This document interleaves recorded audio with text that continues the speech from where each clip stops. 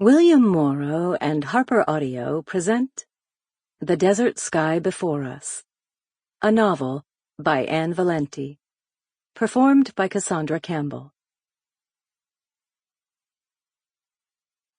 Most deserts have a memory of the sea. If the world ends, let me be here. Terry Tempest Williams, The Hour of Land. 39.8517 degrees north, 88.9442 degrees west. Decatur, Illinois. Rhiannon expects her in uniform. White polyester polo, navy pants, black orthopedic shoes. The same state-issued clothes Billie's worn each time Rhiannon's visited the Decatur Correctional Center across the 6 years of her sister's sentence. The same starched shirt and rough fabric given to each inmate upon entry. Rhiannon waits in the car, sheltered from low clouds and the constant spit of June rain. The engine running, a commuter Mustang still far less familiar to her than a stock car. She lets the air conditioning blow out of habit. What would have once been expected at the start of summer instead of this year's steady stream of dulled rain across Illinois. She glances down at the car's mileage count, a speedometer instead of the close attention she once paid to a tachometer. Revolutions per minute. Maintenance no more than routine now. The 5 years since she raced, nearly as long as the 6-year span of her sister's prison sentence.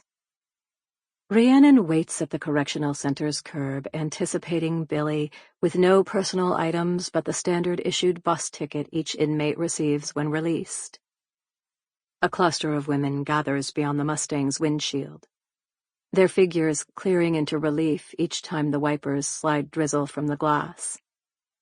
Women in street clothes, women without umbrellas, standing beside small packed bags. Nowhere among them her sister. Rhiannon lowers the dial on the car radio to avoid the latest news. The 7th commercial plane crash in the past 4 months. A Frontier flight carrying 126 passengers from Los Angeles to Houston. The reason airports are beginning to shut down across the nation and the world. Rhiannon turns the radio off. A silence that evaded her the night before as she stayed up watching scrolls of headlines on CNN. A trail of wreckage in eastern Arizona, just past the edge of the Apache Sitgreaves National Forest. No black box recovered. Only speculation. Only the garbled voices of air traffic controllers in Los Angeles and Houston reporting what they knew. Rhiannon sat in the dark and imagined shards of metal scattered across the Sonoran Desert. She sat in the dark and wondered what she would say to her sister the following day, and across the coming days of sharing a car for the 2 weeks of driving ahead of them. Their first conversations in 6 years beyond the monitored tables of the correctional center's visiting room. When she looks up from the radio's dial, Billie is standing with both of her thin-boned hands wrapped around the handle of a suitcase. No umbrella. Her hair rain-damp, her head half-shaved to a deep side part, dyed red strands spilling down her chin. Her hair, naturally brown like Rhiannon's, but hidden since high school beneath boxed coloring kits and bleaches.